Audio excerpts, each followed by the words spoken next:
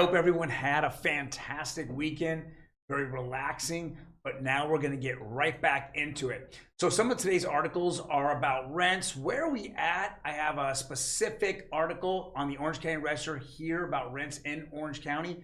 I also have some crazy articles on where incomes really need to be when buying a house if they were on an even playing field. Those and other articles in today's Real Estate Daily.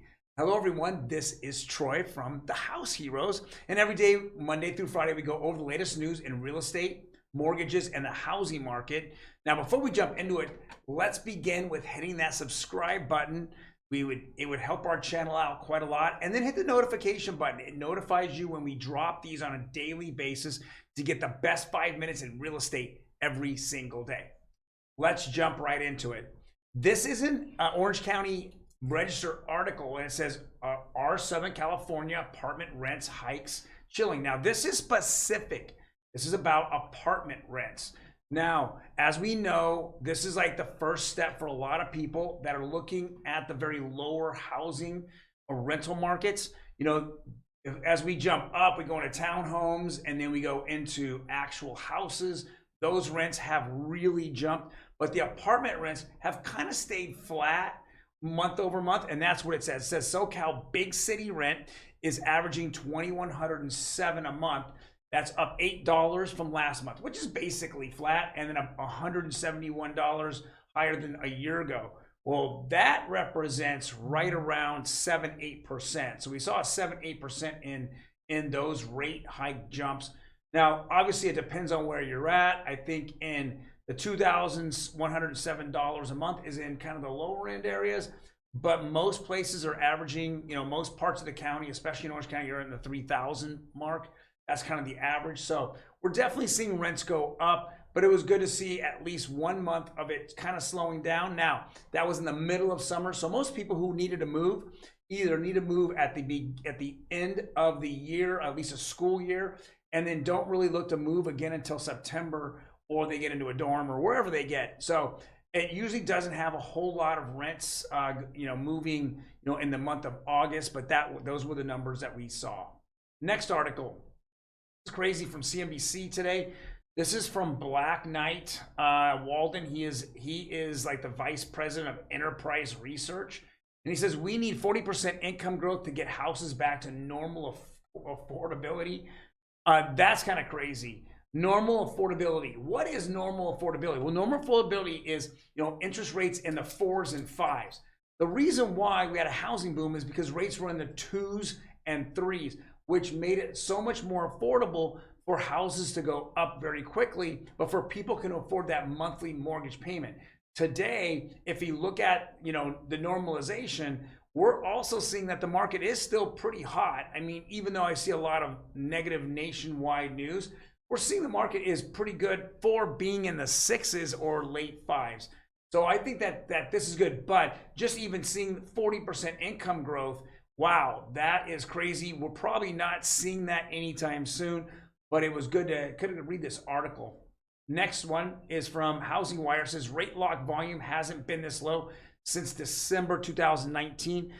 That means that people are playing the market, meaning markets goes up, goes down, goes up, goes down. So if I locked my rate in today and the rate went up, then I actually did well for myself. But if rates are volatile, going up and down like they've been going up and down, it's hard to lock in a rate before I go or during I going shopping. Now, absolutely rock the rate when you get into escrow. You got to lock it somewhere in there, but it's really good to know that the volume is just kind of going up and down. Now, it's been low. I think we are coming into one of our seasons in which there's less homes being sold. It's seasonal. So when we definitely hit September and October, November, December, basically the fourth quarter, the last 4 months of the year, we usually see volume go down significantly because anyone that needed to move and families who need to move to get in before the school year has already done so. And I think that's what we're seeing right now, is that we're having lower volume because of that. Now, obviously rates have a lot to do with it, and rates going up is kind of the other flip side of this. But yeah, I can definitely see that rate lock going forward will be going lower and lower. Next article, Now, this is from Yahoo Finance. It's kind of an opinion piece. It says, should I sell my house before prices really crash or wait to the next big real estate boom? Well, I don't know if they're really going to crash per se. You know, everyone needs housing and there's just not enough housing for everybody. And I mean, if there's an REO market, I think the REO market won't really hit very big. Why? Because I think big portfolio managers or hedge funds will come in and buy into, you know, distressed assets, distressed mortgages, and then they'll turn around and try to rent out that mortgage, that payment to whoever's living in that house. Or they'll just go ahead and foreclose and then go through eviction. But I just don't see that a market's really going to crash. Now, it's saying, should I sell my house before the market goes down? I think that you know, all of us sell and buy homes in our own time and how our lives, you know, in different parts of our lives. You know, a lot of us don't go and say, I'm going to play like the stock market. This is where you live. This isn't a piece of paper in which you're trading. This is a house. And so you have to have, you know, quite a lot of forethought of buying this. This isn't something that some YouTube influencer told you that, hey, that, you know, buy Tesla today or buy Bitcoin today or sell Bitcoin today, and you push a button and you do it. There's a lot more that has to be involved here, and it's usually more of the time of our lives and when we see the need for it or the need not for it. And then of course the last thing here is, where are rates at and what's happening? Well, for the first time in a long time, it's pretty flat still. Even though they kind of bumped up a little bit, I'm glad to see that they flattened out, especially the 15-year conforming and the 30-year jumbo. They have been on an absolute volatile rocket ride. It looked like a crypto, you know, going up, down, you know, like a Bitcoin one day to the next. Like people were like moody, right? One day, I'm gonna buy it. You know, it's gonna make me rich and $1 million. Next day, oh my God, my girlfriend broke up with me. Sell. You know, I mean, that's kind of how it's been. But now it's kind of a lot more flatter. I mean, I'd rather it be flat going down a little bit than up, but we're kind of seeing things kind of level off here. Now, we're still not at the June highs. If you look at the graph here, you'll see June is over 6%. We're still under that 6%. So, but I'm still seeing buyers out there, and I'm still seeing multiple offers on several properties.